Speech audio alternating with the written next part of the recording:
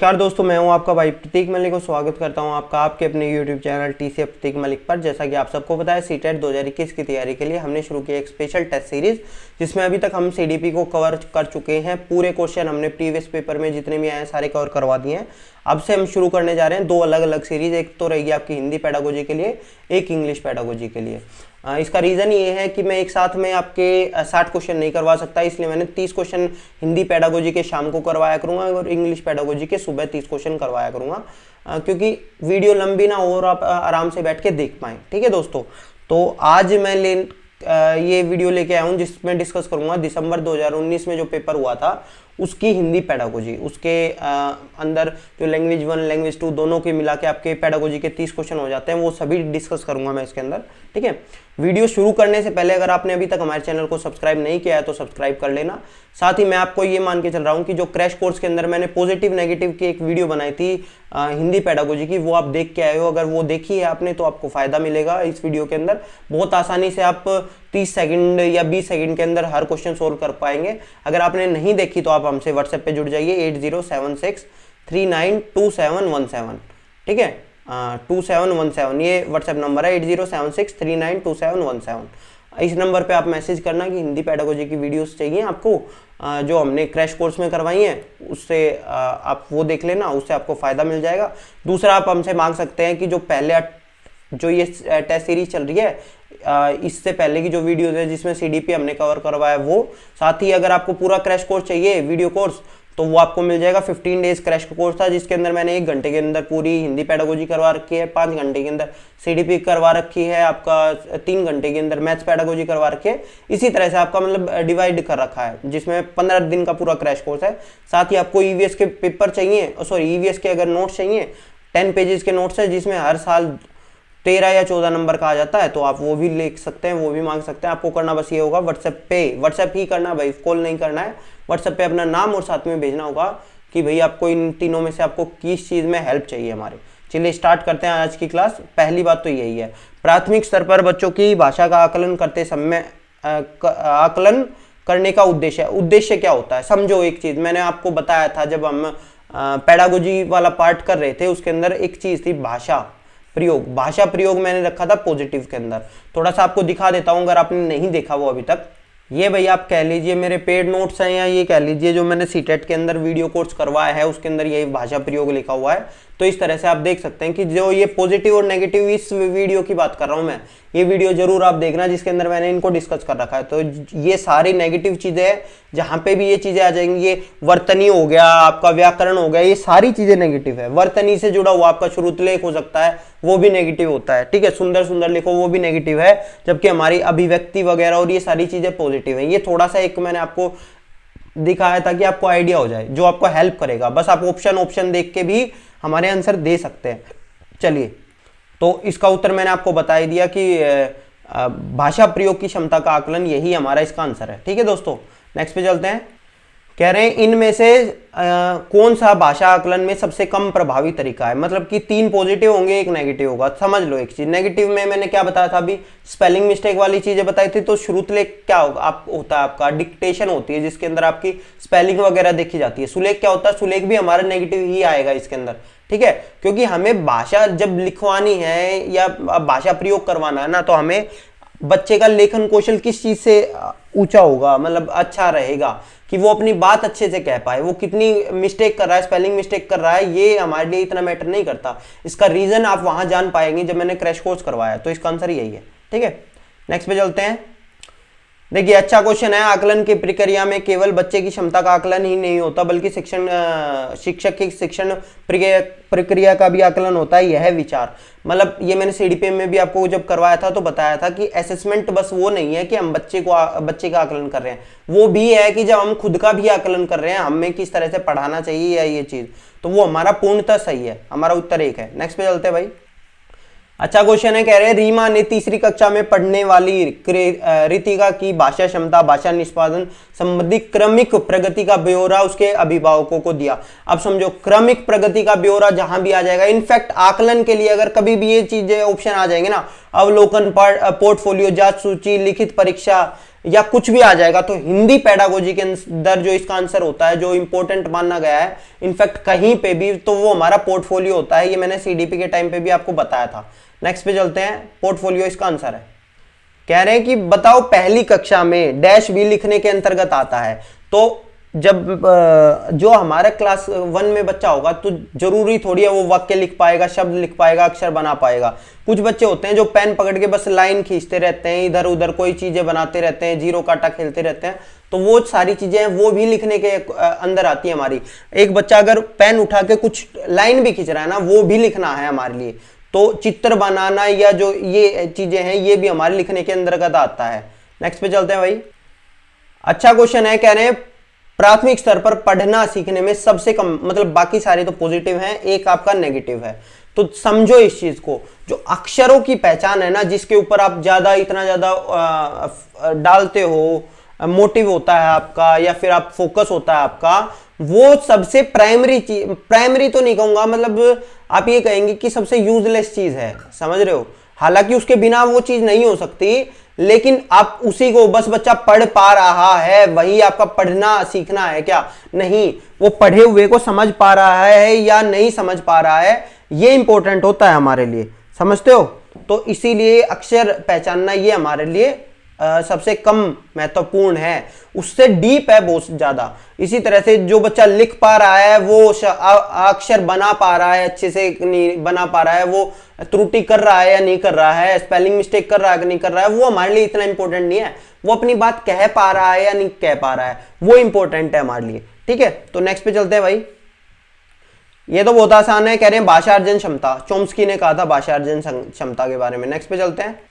जब आपने पढ़े होंगे तो आप इन चारों में से आप बता देंगे कि बाल साहित्य हमारा पॉजिटिव होता है। जो वीडियो मैंने आपको कही अगर आपने देखी होगी तो आप बता देंगे। तो सबसे संसाधन सर्वाधिक महत्वपूर्ण है कौन सा? बाल साहित्य। नेक्स्ट पे चलते हैं।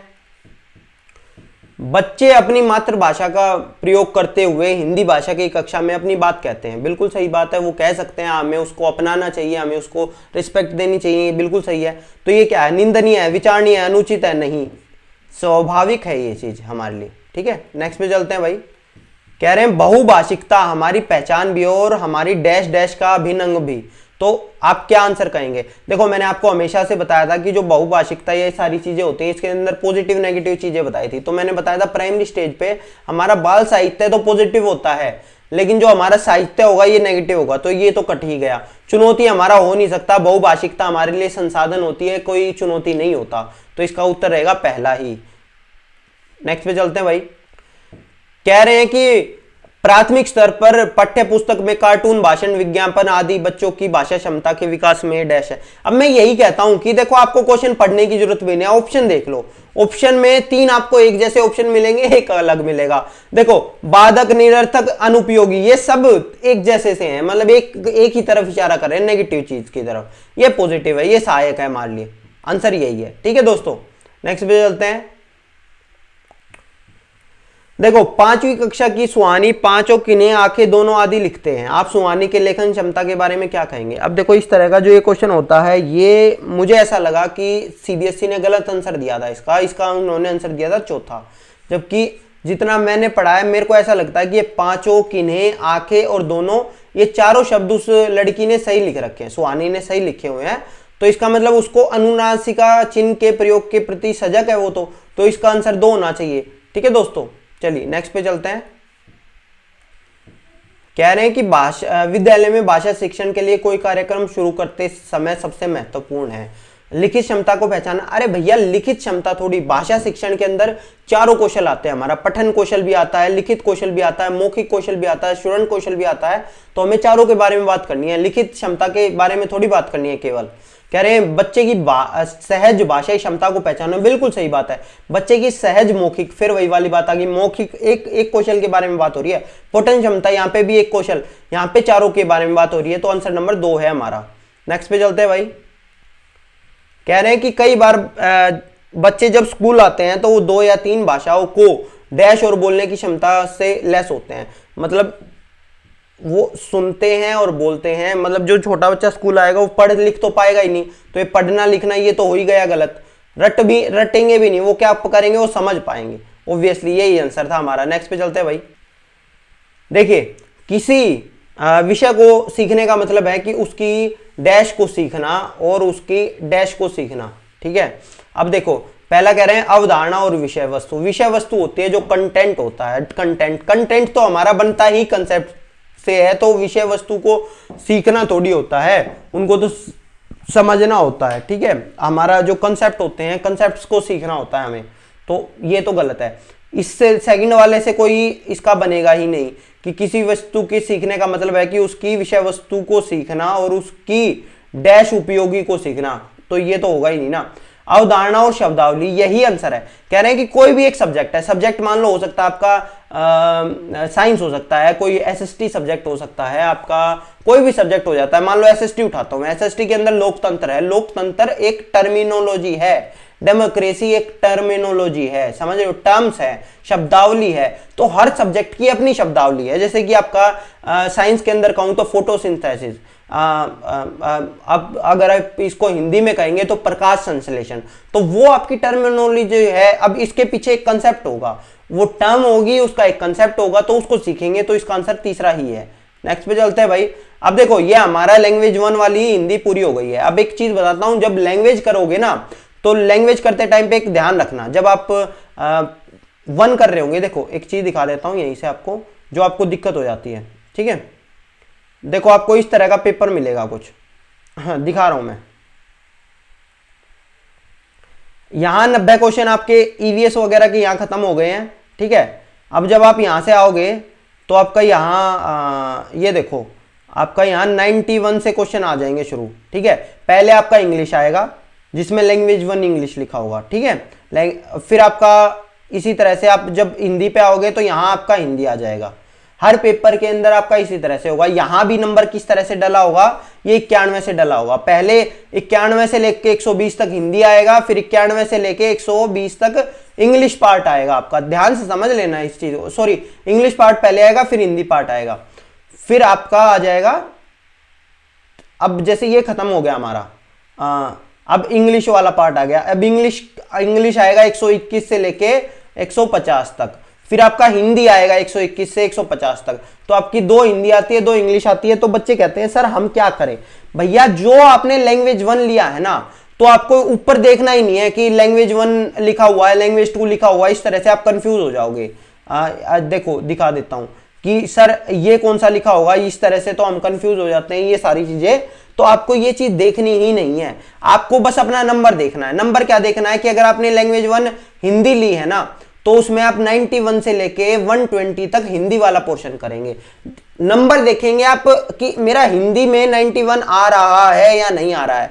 और लैंग्वेज 2 अगर आपने इंग्लिश ली है या जो भी आपने लैंग्वेज 2 ली है, तो लैंग्वेज 2 121 से शुरू होगी, समझ लेना इस चीज को। तो आप कुछ मत देखना, आप बस नंबर देखना। आपको नंबर देखना ये कि आपका 124 आपका आया हुआ है, 124 यानी कि आपका लैंग्वेज 2 वाला पार्ट है। लैंग्वेज 1 कौन सी थी? लैंग्वेज 1 आपकी हो चुकी है जो आपने ली थी। मान लो आपने इंग्लिश पहले आप कर चुके हो और 124 में फिर से इंग्लिश आ गई है ये, तो आप ये कहेंगे कि ये वाली मेरी नहीं है, मैं तो अब हिंदी करूंगा। तो 124 वाला पार्ट आपको हिंदी वाला चाहिएगा, तो वो आएगा इसके पीछे, ठीक है दोस्तों। जैसे कि ये आ गया, ठीक है। एक चीज और क्लियर कर देता हूं, लैंग्वेज 1 और लैंग्वेज 2 में डिफिकल्टी लेवल में कोई डिफरेंस नहीं होता। अगर आपको ये लग रहा हो डिफिकल्ट होता है कोई एक सब्जेक्ट, ऐसा नहीं होता। बस उसके अंदर पैसेज जो होते हैं ना, जो लैंग्वेज 1 रहेगी उसके अंदर एक पोएट्री एक पैसेज आएगा, और जो लैंग्वेज 2 होगी उसके अंदर दोनों के दोनों पैसेज आएंगे। इस बात का होता है। बाकी आपका जो पेडागोजी है, पेडागोजी सेम रहती है, ठीक है। ये वहम फैला रखा है कि लैंग्वेज 1 मुश्किल आती है, लैंग्वेज 2 मुश्किल आती है, ऐसा कुछ नहीं होता, ठीक है दोस्तों। चलिए अपने क्वेश्चन पे चलते हैं हम। फिर आ गया, देखिए प्राथमिक स्तर पर कौन से, अब आप ये देख के बता सकते हैं ये 136 क्वेश्चन है, तो ये कौन से वाले का होगा? ये वो वाला पार्ट है जब लैंग्वेज 2 जिन्होंने हिंदी ले रखा होगा ना, ये वो क्वेश्चन करेंगे। ये वाला क्वेश्चन कौन करेंगे? जिन्होंने लैंग्वेज 2 हिंदी ले रखा होगा। समझ में आ गया? चलिए, बट हमारे लिए तो इंपॉर्टेंट है, हमारे लिए, हम तो अभी प्रैक्टिस कर रहे हैं, तो हम तो दोनों करेंगे। देखिए, प्राथमिक स्तर पर कौन सी गतिविधि बच्चे की मौखिक अभिव्यक्ति के विकास में सबसे कम प्रभावी है? घटना वर्णन करना, कहानी को शब्द से दोहराना, कहानी को अपनी भाषा में कहना, चित्र दिखाकर कहानी कहलवाना। आपके हिसाब से क्या है? देखो अब ये शब्द से दोहराना ये सबसे कम इंपॉर्टेंट है। देखो इसके अंदर बच्चा इंप्रोवाइजेशन नहीं कर पाएगा, बच्चा अपनी तरफ से कुछ जोड़ घटा नहीं पाएगा, इन सारी चीजों में कर लेगा। घटना वर्णन करोगे अपने हिसाब से कर लोगे, अपनी भाषा में कहानी कह सकते हो, चित्र दिखाकर अपनी भाषा में आप बहुत कुछ कह सकते हो। लेकिन जब ये शब्द से होगा ना, तो जो लिखा होगा बस रटे रटाए को आपको उल्टी करनी है, वो चीज गलत होती है हमारी। नेक्स्ट पे चलते हैं भाई। कह रहे हैं मुहावरे लोकोक्तियों के प्रयोग में संदर्भ में कौन सा? भाषा प्रयोग मैंने आपको बताया था इंपॉर्टेंट होता है हमारा, पॉजिटिव है, यही हमारा इसका आंसर है। नेक्स्ट पे चलते हैं भाई। कह रहे हैं मीता ने सभी बच्चों को एक अनुच्छेद दिया जिसमें हर 5वें शब्द की जगह रिक्त स्थान था जिसे बच्चों को भरना था। मीता ने किसका प्रयोग किया है? आप देखो ये इंग्लिश पेडागोजी हिंदी पेडागोजी दोनों में आता है। जब इस तरह के ब्लैंक्स आपको दे देते हैं तो वो आपका क्लोज टेस्ट होता है, वो क्लोज परीक्षण होता है। ठीक है दोस्तों, नेक्स्ट पे चलते हैं।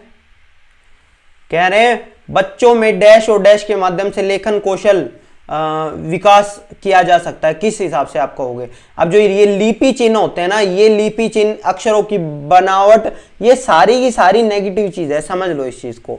रेखांकन और चित्रांकन, इनके हिसाब से हम बच्चों के अंदर लेखन कौशल का विकास कर सकते हैं, यही हमारे लिए उत्तर है। जो ये लिपि चिन्ह होता है, ये लिपि चिन्ह कौन से होते हैं? अब मान लो वही वाली चीज है ना, देखो कि हर भाषा का अलग लिपि चिन्ह होता है, समझ रहे हो? हर भाषा का अलग लिपि चिन्ह होता है, लेकिन हमारे लिए इंपॉर्टेंट क्या है? बच्चा अपनी भाषा बात कह पाए। अब वो किसी भी भाषा में कहे, उससे कोई मैटर करता है क्या? नहीं। किसी एक स्पेसिफिक भाषा के लिए आप ये कह सकते हो कि लिपि चिन्ह इंपॉर्टेंट हो सकते हैं, लेकिन क्या हर के लिए? इनफैक्ट अब तो उसके लिए भी नहीं है भाई। आप एक बात बताओ, आप व्हाट्सएप पे जो मैसेज करते हो या जो मैं मैसेज करता हूं, मान लो मैं ये कहता हूं कि आज 8 बजे क्लास होगी, ठीक है? तो ये मैंने हिंदी के लिपि चिन्ह मेरे को जरूरत थोड़ी पड़ेगी, हिंदी के लिपि चिन्ह तो मैंने यहाँ पे लिए नहीं। समझ लो, जो लिपि होती है ना, आप कहा यह जाता है कि आप एक भाषा की एक लिपि होती है, आप उसको मानक लिपि कह सकते हो, लेकिन इसका ये मतलब नहीं है कि वो भाषा बस उसी लिपि में लिखी जा सकती है ना। ये देखो मैंने रोमन लिपि में लिख दी, देवनागरी लिपि में थोड़ी लिखी है हिंदी, मैंने ये रोमन लिपि में लिख दी, इसलिए ये इंपॉर्टेंट नहीं होता, समझ रहे हो? नेक्स्ट पे चलते हैं भाई। अब देखो कई जगह ये चीजें प्रॉब्लम होती है कि मुदिता अक्षर श को स बोलती है, ठीक है? मुदिता में की भाषा शिक्षिका के रूप में आप इस स्थिति के बारे में क्या कहेंगे? भाषागत त्रुटि है, क्षेत्रीय भाषा का अभाव है, भाषागत ज्ञान का अभाव है, भाषा प्रयोग में लापरवाही है?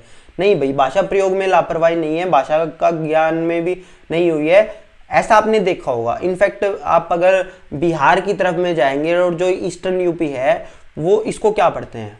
वो इसको स्कूल नहीं पढ़ते, वो इसको स्कूल पढ़ते हैं, ई लगा देते हैं इसके पीछे, स्कूल, ठीक है?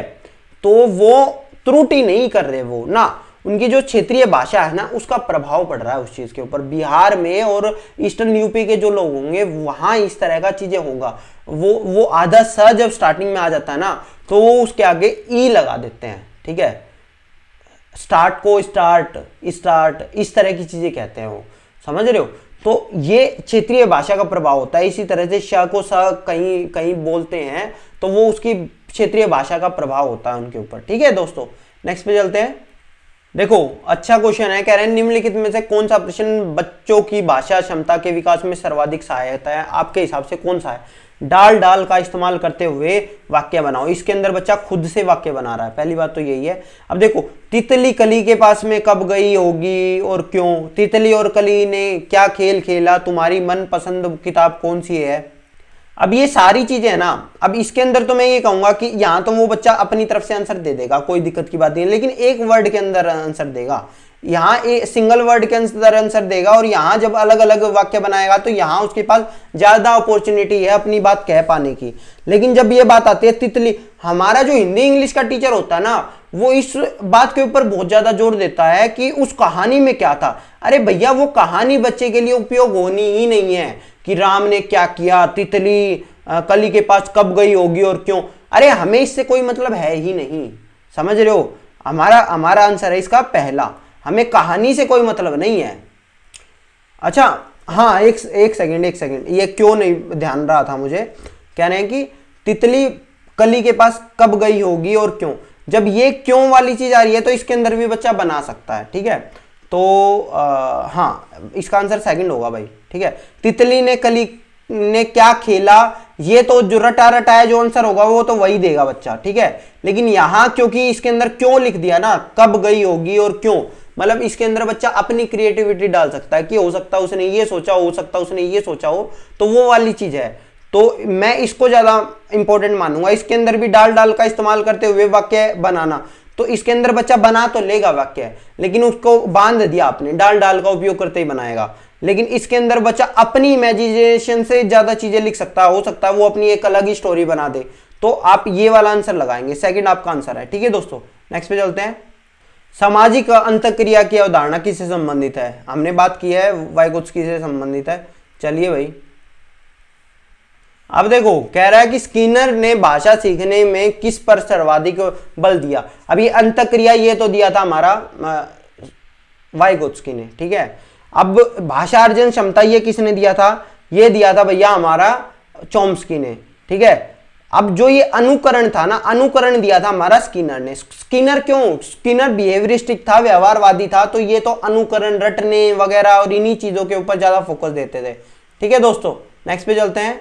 कह रहे हैं कि बच्चों की भाषाई क्षमता के लिए आकलन के लिए सर्वाधिक सहायक है, कौन सा करेंगे। बच्चों और शिक्षक के परस्पर औपचारिक बातचीत, ये तो सबसे नेगेटिव है। बच्चों को आपस में बात करने दो, पहली बात तो यही है। बच्चों की परस्पर अनौपचारिक और औपचारिक बातचीत, इन दोनों में से हम देखेंगे बच्चों और ये अभ्यास करिए, ये दोनों तो नेगेटिव हो गए। अब देखो, जितना आप बच्चों को औपचारिक और रूल्स रेगुलेशन में बांधोगे ना, उतना गलत चीज है, उतना वो अच्छे से नहीं कर पाएंगे। तो हमारा आंसर पहला रहेगा, अनौपचारिक बात वाला। नेक्स्ट पे चलते हैं। कह रहे हैं कौन सा प्रश्न निम्न में से बहुभाषिकता, मतलब एक से ज्यादा भाषा का यूज कर पाएंगे, बहुभाषिकता को पोषित करता है, आपको क्या लगता है। तो कह रहे हैं कि अच्छे लगने वाली महक को क्या कहेंगे, महक को क्या कहेंगे, तो एक भाषा का यूज करेंगे। बुरी लगने वाली महक को क्या कहेंगे, तुम घर में किसकी महक आती है। फूलों के नाम अपनी भाषा में बताओ, चौथा आंसर सही है, अलग अलग भाषा में बच्चे बताएंगे, ठीक है। कह रहे हैं इस घटना में पहाड़ी घाटी शब्दों का इस्तेमाल हुआ है, पहाड़ी इलाकों में जुड़े हुए और शब्द सोचकर लिखो। यह अभ्यास प्रश्न किसका उदाहरण है, संदर्भ में व्याकरण का है। मतलब इस संदर्भ में आप व्याकरण से रिलेटेड चीजें पूछ रहे हैं, तो ये संदर्भ में व्याकरण है। नेक्स्ट पे चलते हैं भाई। कह रहे हैं कि शिक्षण प्रक्रिया को रुचिकर बनाने में शिक्षण सामग्री सहायक होगी, कौन क्या सहायक होगा आपके हिसाब से। मैंने आपको बताया था रुचि हम वहीं लेते हैं, एक सेकंड, हाँ, रुचि हम वहीं लेते हैं जब हम हमारे लिए चीजें अनप्रिडिक्टेबल हो, प्रिडिक्ट नहीं कर पा सकते हो, ठीक है। तो वही चीज है, तो उसके अंदर वैविध्यपूर्ण हमारी जितनी सारी चीजें होंगी वही हमारे लिए ज्यादा रुचिकर रहेगी, ठीक है दोस्तों। नेक्स्ट पे चलते हैं। प्राथमिक स्तर पर भाषाई क्षमता का विकास डैश है और साहित्य डैश है। देखो साहित्य या आपका कोई भी ये सारी इस तरह की चीजें होंगी ना, वो हमारे लिए साधन है, समझ रहे हो। और साध्य क्या होता है, जो हमारा गोल होता है, तो गोल को हम साध्य कहते हैं, और जिसके थ्रू वो गोल पूरा होता है उसको हम साधन कहते हैं। तो यही हमारा आंसर है, ठीक है दोस्तों। नेक्स्ट पे चलते हैं भाई। ये कह रहे हैं प्राथमिक स्तर पर कौन सा भाषा शिक्षण का उद्देश्य नहीं है, अपनी द्वारा कही गई बात की तार्किक पुष्टि करना। बिल्कुल सही बात है। सृजनशील और कल्पनाशील ये हमारे लिए पॉजिटिव होते हैं। रचनाओं से माध्यम से विभिन्न विषयों से जुड़ना, विभिन्न वाली सारी चीजें जब भी आ जाएंगी ना, ये हमारे लिए पॉजिटिव होंगी। भाषा संबंधी व्याकरण हमारे लिए नेगेटिव हो गया, और इसको याद करना तो और ज्यादा। तो यही हमारा चौथा इसका आंसर है दोस्तों। नेक्स्ट पे चलते हैं भाई। कक्षा में भाषा की डैश के प्रति बनकर उसका उपयोग भाषा शिक्षण में करना चाहिए, आपको क्या लगता है। देखिए पहली बात तो मैंने बताया था, जो विविधता वाली चीज है, विविधता वाली बात हमारे लिए पॉजिटिव रहेगा। चारों के अंदर से देखा जाए तो कठोर हमें कभी भी नहीं होना है, एक रूप हमें कभी भी नहीं होना है, ठीक है। तो या तो इसका आंसर पहला होगा या दूसरा होगा। अब विद्वान हमें नहीं बनाना बच्चों को, ठीक है, तो या खुद भी हम विद्वान वाली श्रेणी में हमें नहीं आना। कक्षा में बच्चे भाषा की विविधता के प्रति विद्वान बनकर उसका उपयोग भाषा शिक्षण में करना चाहिए, नहीं संवेदनशील बनकर करना चाहिए। सेकंड इसका आंसर है। अगर आपको वीडियो पसंद आया तो इसको लाइक कर देना, अपने दोस्तों के साथ शेयर कर लेना। 30 क्वेश्चन करवा दिए हैं, 24-25 मिनट। इनफैक्ट स्टार्टिंग का अगर हम छोड़ दे तो 22-23 मिनट के अंदर 30 क्वेश्चन हो गए हैं आसानी से। इसी तरह से आपको पेपर में भी करने हैं। धन्यवाद दोस्तों।